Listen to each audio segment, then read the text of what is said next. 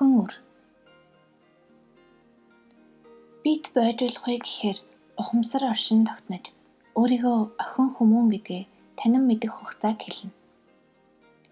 Энэ үеийг охин хүүхэд гэж хэлэх боловч бас охин мөн чанараа олоогүй байна. Бэлгийн хөгжил нэг чигтээ зэгцэрч эр хүмүүний хань болохыг хүлээн зөвшөөрч тэнд өөрийгөө зэхэж эхэлсэн хүмүүнийг охин гэж нэрийддэг. Үүнээс бага бол хүүхэд юм аа. Хүүсийн тодтгол байхгүй.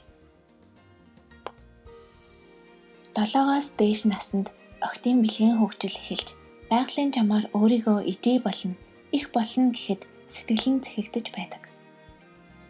Энэ нь хүүхэлдэгээр тоглож бүүвэйлэх, эцэг эхтэй туслах, үеийнхээ эрэгтэй эмэгтэй хүүхдийг ялхан анзаарах, эр хүмүүний гоо үзэсгэлэнг, өөрийн дур сонирхолд тааруулах гэх мөн олон чанарууд илэрч эхлэх бөгөөд энэ цагаас үрийг охин гэж нэрийддэг. Энэ үед бэлгийн хөгжил нь зэгцэрч байдаг. Ийм үзэгдэл үгүй бол хүүсээ ялгал үгүй хүүхэд гэж нэрийдэд байгаа юм. Охин болох тэмдэг илэрсэн цагаас нь эцэгтэй болгож сургах үйл эхэлнэ. Гэргий буюу гэрийн эцэгтэй хүмүүн ямар очигт суралтан вэ хэмээвэл 1. Цэгцэд суралцдаг. Аливаа зүйлийн цэгц нь олон зүйлийн насжилтын уртыг хариуцдаг бөгөөд гар доороо хянахад төхөмтэй байдаг тул хамгийн түрүүнд цэгцэд суралцна. 2. Үзэмжинд суралцна. Эм хүмүүн харааны болоод оюуны өндөр чадамжтай байдаг бөгөөд эр хүмүүнээс олон өнгийг ялгах чадвартай. Тиймээс үзэмж төгөлдөр гэдгийг илүүтэй мэдэрдэг учраас түүнийгээ хөгжүүлэх нь жамын юм. Үзэмж гэдэг нь алаг цэцэсийг амьдралын гоо үзэсгэлэнг илүүтэй таалдаг, хүмүүний сэтгэлийг хөвөлзүүлэхийг илүүтэй мэдэрдэг, энэ биеийн тэр хүүгийг нэмэгдүүлэх нь бодголын чадамжаа өндөржүүлж, кавер чадамжаа төвлөржүүлэхэд тэмтэй. 3-аарт бүтээгч хүч гэдэг бол мангтай биеийг олсон сүнсний мөн чанар бөгөөд бусад амь амьтнаас ялгарах хүч юм. Иймээс кавер чадамжийн 3 дахь хүч эм хүмүүнд ур гэдэг чадамж байна. Эм хүмүүний ур 3 учигт байна. 1. Оюуны ур. 2. Сэтгэл зүйн ур. 3. Гарын ур болно. Алинд нь илүү чадамжтай байна. Түүнийгээ тодолж, түүнийгээ хөглөх учиртай бөгөөд энэ урууд нь наран, саран, одон ивэлийн алинд төрснөөс хамааралтай байдаг. Наран ивэлтэд төрсөн охид илүү гарын уртай байхад саран ивэлтэд төрсөн охид үгэн хэлэх чадамж илүү байна. Одон ивэлтэд бол оюуны их чадамжтай байна. Тийм учраас аль ивэлийн охин болохоо олж түүнийгээ хөглөн тэгшилж бусад ур чадамжийг орхигдуулалгүй амьдралын хэрэгтэй түвшинд бага боловч чадаж байх ёстой. Ядахтаа л олны газарт дээл хуйг нь ханзрахад оёх чадамжтай байх гарын уртай. Хүнслэхгүй ухаанд хүмүүний амаар орж болох хоолыг хийх чадамжтай. Мөн аливаа зүйлийн өнг ялгарлыг мэдрэх чадамжтай байхыг шаардна. Зохицол толгойг олно гэсэн үг. Цэгц гэдэг бол дэг байдал. Тиймээс чадамж хэрэггүй. Энэ жайгаар охидыг 7 хавартаагаас баг-багаар дасган сурган хүмүүжүүлж 13 хавартайд нь эрдэмтэн мөргөдөр сорилдог. Эцэг ихэд үр үргэлж нандин байдаг учраас түүнийг зөв үнэлж чаддаггүй. Тиймээс өрөөл бусдаар шинжээжээр үнэлүүлэх нь зүйн хэрэг. Ур чадамж гэдгийг хүмүүн оролдож байж сурдаг тул заавал 3 учгаар тухайн үрийг сорж байж залхуу зангаасаа болж байна уу? Заяаны энэ чадамж байхгүй байна уу гэдгийг нь танддаг. Тиймээс баг ах үед нь хатгамал хатгах, шавар базуулах, гурил элдүүлэх зэрэг үйлийг заавал сорилох учиртай. Мөн байх ёстой чадамжуудыг 6 хавартаагаас нь дэрэгдээ байлгаж сургах нь зүйтэй. Хүүхдэд сурах ёсгүй зүйл гэж юр хэлж болдоггүй.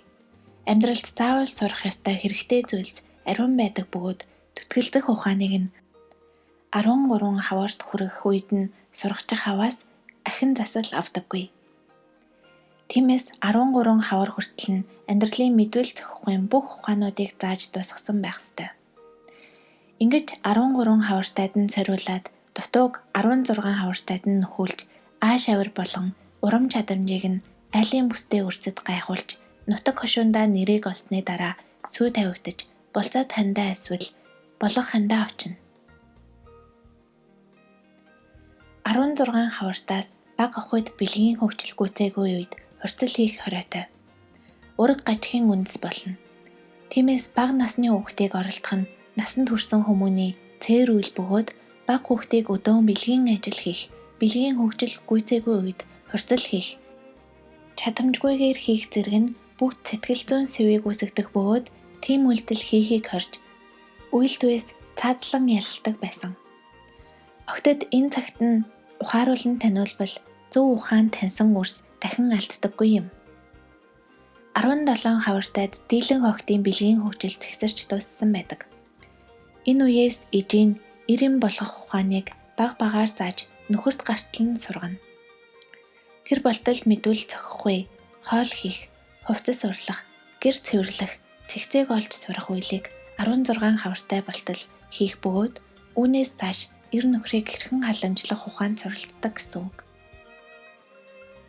Охин өр цэгцээг олж гарын үрийн хаа эсвэл оюуны үр, мэлмийн үр чадвараа олцоход гэрийн цэгц, өөрийн орон зайг мэдэж биеэ даана. Эхийн тусламжгүй үйл хийх чадамжтай болсныг биеэ даах гэж нэрийддэг. Энэ цагтаа суйн гэрээтэй хархүүтэй 1-3 жил сорил хийн ханилна. Үүнээс эхний 1 жилд төрхөмдөө буцах боломжтой байдаг юм аа. Хэрвээ тухайн айл охиныг тооллоо гэж үзвэл тухайн нутагта тухайн айлдаа үлдэнэ. Стогтвол буцааж болдог. 1 жилээс ихтэйдсэн бол охиноо авахгүй. Гэтэл өнөө цагт нийхэм ондоо болсон тийм үү? Зүрхний учгаар ханилдаг болсон. Тэгвэл зөвхөн эхний учигт ханаа олон алтлаа юуг мэдвэл зохихгүй. Эрт үеэс юуг улбаалan авч болох уу гэдгийг та өөрсдөө тогтооно биз. Ямар тач тэр үеийн уламжлалыг тэрчлэн буулгавал зөв хэмээн бодно. 16 хаварт хүрч хөхний хэмжээ гүйцэж ирэх цагт охин өрг эр нөхрийг халамжлах, хайрлах, үр хүүхдүүдийг зохис хугацаанд зөв үйлдэх, мөн хэрхэн олдож, хэрхэн бүрэлдэж, хэрхэн асрах ёстой бүх ухаануудыг авч тархиндаа цээжилсэн байх бөгөөд уртчлан мэддэг болдог юм. Та үрс их үрийн сударт хэрхэн үрийг бойжуулах тухай их бие донгодын айлдсныг мэдэж байгаа байх.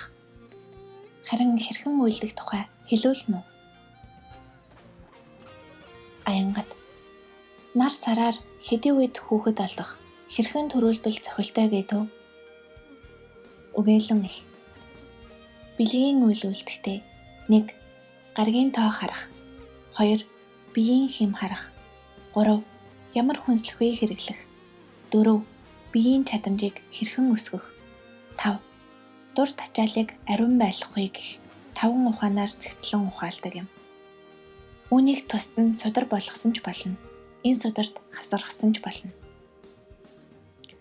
Үр хевлээд бойжих нь тусдаа судар болсон тийм үү? За тэгвэл үр биед бойжих тухай товчхон хэлье. Үр нь бор хоол иддэг болтол нера гэдэг нэрт байна. Бор хоол идэж эхэлснээс амьдралд хүнслэхүй ухаан, кавер хүчний тухай өрсөд мэдүүлж, цааш амьдрал дээр бие даах боломжийг нь нэмэгдүүлж, чадамжуудыг суулгах учиртай. Бор хоол идэх хүртэл биеийн өсөлт байдаг бол бор хоолноосоо цааш тархин өсөлт явагдаж байдаг. Энэ нь 4 сартад болно. 4-6 сартад хүүхэд бор хоолнд орно. Энэ үеэс тархины өсөлтийг дэмнэх учиртай. Энд дан охин ургийн тухай ярих учраас хүү ургийн тухай хэлэмгүй байна. Ангаах сударт биеийн өсөлтийн тухай өгүүлдэг бол бүстэй үр, бүсгүй үрийн сударт бол хаан хатад болох тархийг хэрхэн хөглөх тухай өгүүлдэг. 4 сартайдаа хүүхэд аливаа сонсголыг ялгах чадамжтай болж хүмүүний үгийг нэг үед үгсийг ухаж дийлдэг болсон байх бөгөөд үүнийг амны хайрцгаар нь унших чадамжтай, үнгийг ялгах мэдрэхүйтэй болсон байна. Тийм учраас 4 сартай хүүхдүүдэд гарын жижиг зүйлсийг нэрлэн өгч, гарт нь мэдрүүлж, аманд нь амтлуулж, дадуулж байх учиртай. Үүнийг 6 сар хүртэл үлдэнэ. Ялангуяа охин урагт илүүтэй олон өнгийг ижилсүүлэн таниулан мэдүүлэх нь их чухал. Жишиг нь энэ ногоон аяга байна.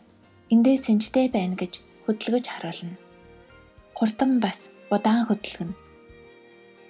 Энэ нь харааны тогтцыг сайжруулна.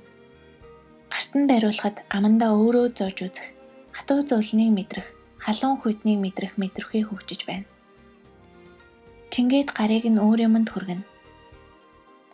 Аливаа аюулгүй идээсээ эхэлнэ. Ингэж эдийг таниулна. 6 сар хүрсэн хүүхэд толгоогоо бүрэн дааж, биеэ бас хөдөлгөх чадвартай болсон байдаг. Энэ үед биеийн хөдөлгөөн, биеийн эрхтнүүдийн нэрийг цээжлүүлж эхэлдэг. 6 сар хүртэл томоохон идүүдийг төрслөн ойлгуулсан бол жижиг идүүдийг энэ бол чиний эрхий хуруу, энэ бол ээжийнх нь эрхий хуруу, аавынх нь эрхий хуруу гэж харуулan ижил нэртэйч ялхамжид төрснүүдийг үзүүлж тархийг дадаана. Эрхий хуруу ингэж хатгадаг бол боломжит бүх хөдөлгөөнийг үзүүлж өөрийнх нь биеэр барин үзүүлнэ. Хөдөлгөөний эвсэл энд сууж эхэлдэг. 7 сартайд хүүхэд цээжээ өргөөд гөрвөл шиг өндөөж сурдаг. Энэ үед тэмүүлмэр сонирхолтой эдүүдийг тавиад би үүнд хүрч чадна, болно, бүтэн гэд чиглүүлэх тасгалуудыг хийлгэнэ. Чиглүүлэх тасгалуудыг олон хийж, аюултай болоод аюулгүй зүйлүүдийг таниулж сургадаг. 7 сартайд нь энэ хүйтэн чи хүрээд үз, энэ бол халуун, барайд үз гэд үзүүлэхээр хүүхэд аливаа зүйлийг шууд барьж авахгүй болгоомжтой хүрч халуун хүйтнийг шалгах ухаан сурдаг. Ингэснээр түлэгдэлт болон ослоос сэрэмжлэх ухаануудыг зааж байгаа юм. Багаас нь аюултай болоод аюулгүй орон зай зааж өгсөн байхад нэг нас хүрэхэд хүүхэд аюулт болоод аюулгүй орон зайд датсан байна. Гэрт чөлөөтэй тавихад өөрөө хүрч болох орон зайд эзэн болж хүрч болохгүй орон зайнаас биеэ холдуулдаг болно. Энэ нь цаашид гэрт хүүхэд байлгахад илүү эвтэй болж байгаа юм. Хүүхэд нэгээс их хавартай болсон цагт түлэгдэх, хайрагдах, унах, бэртэх зэрэг осолтой. Тийм учраас 7 сартаагаас тархинд нь суулгаж өгвөл унахын аюулыг, түлэгдэхийн аюулыг мэддэг болсон байдаг юм шүү дээ. Энэ чинь урдчилсан мэдлэг юм. Аянгат бор хоол гэхээр бантун өгнө гэсэн үг үү? Үгээлэн их. Монгол заншилт эхлээд ясны тунгалаг шүл өгнө. Дараа нь махны бор шүлийг давсгүй өгнө. Үүний дараа багахан хужир хийж ходоодыг тасгана. Дараа нь давс хийж болно. Хужирыг чимхээр хийдэг. Тэгж байж 5 сартаагаас цутанлаж өгнө. Эхлээд 1 халбаг гурилан шингэн цутан. Дараа нь 2 халбаг, 3 халбаг гээд өсгөх замаар гурил маханд дадуулна. Зуны цагт бол цагаан будаг маш сайн чанаад цагаан шүлэнд нь махны шүл цутанлаж өгч болно. 7 сартаагаас өөр хүнсний ногоо, навчид ургамлыг идүүлэхийг зөвлөх бөгөөд нэг хоолыг 7 хоног дарааллуулан идснээр хүүхдэд дархлаа үүсдэг. Тэгжээж дараагийн хоолны өөрчлөлтийг хийдэг юм. 7 сартаагаас өдөрт 3 хоолтой байна. Эхний 4-5 сартайд нэрээд өдрийн 1 хоол байхад болно. 6 сартайд өдрийн 2, 7 сартайд өдрийн 3 хоол байна. Энэ нь дан ижил хоол байх бөгөөд өмнө дадалжуулсан хоолыг өглөө, шинэ хоолыг өдөр, дадсан хоолыг орой гэх заяар өгч болдог. 3 халбагтай цутан шүл байна. Үүнд дадсан бол өглөө оройд өгч, нэг нь шинэ хоолыг өдөр өгнө. 7 өдөр өгөх зэргээр дадуулдаг. Энэ нь ходоод гэдэс тэр хүнсийг боловсруулах, дархлаа үүсэх хангалттай хугацаа юм. Мөн нэгэн нас хүртэл заавал шинэ хүнсийг хэрэглэх ёстой. Учир нь ходоодонд бичил биетэн үржээгүй нас байдаг. Хүүхдэд урдаас нь харж зажилж байгаа мэт дүр үзүүлж, буйлаар зажилахыг зааж өгөх ёстой бөгөөд анхнаас нь 32-оос 35 зажилалтыг заагаад өгвөл тэр хэмээн алддаггүй. Тиймээс хоол нь шүл байсан ч зажилж иж эрүүний хөдөлгөөнөө харуулж байж идүүлж сургадаг. Мөн өөрийнхөө аяг халбагнаас идэх дадлыг суулгах хэрэгтэй. Өөр таваг халбах солидоггүйг зааж өгөх хэрэгтэй. Ингээд 1 нас 5 сар хүртэл цааш үргэлжлүүлэн гарах орон зайг нэмэгдүүлж хүүхдэд аюулт орчин, аюулгүй орчныг таниулж авна. Хүмүүний 3 нас хүртэлх мэдэл зохихгүй бол аюултай болоод аюулгүй бүх зүйлийг танин мэдэх. Энэ аюултай хүнд энэ аюулгүй хөнгөн гэх даягаар. Хүнд гэхээр биеийн булчин даахгүй эдийг хэлнэ. Хөнгөн гэхээр даахыг хэлнэ.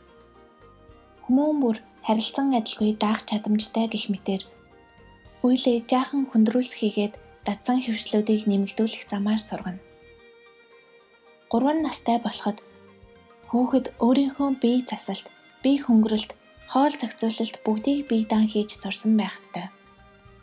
3 хавартай хүүхдийн чадамжид бие засаад бэлэг эрэхтний цэвэрлэж сурах, хүндрээд хошногоо ялгацснаас ангижруулж сурах чадамж заавал байх ёстой. Мөн бохироо зохист газар нь оршоож сурах. Хүүхэд чадахгүй биш, урдаас нь эцэг их хийгээд байгаа учраас чаддаггүй. Түүнээс тэр үрсэд тийм чадамж бүгд бий. Эхэндээ хэд бохирдно л бит. Түүнд бүү тэршээ. Заавал зааж өгөх хэрэгтэй. Мөн өлсөх цагт хоол идэхийг илэрхийлэн аягаа авчраад өгөх. Би өсөөд байна гэж хэлгэн аль нь ч байж болно. Хүүхэд 3 настайдаа бүрэн ярихч байна, ярихгүй ч байна.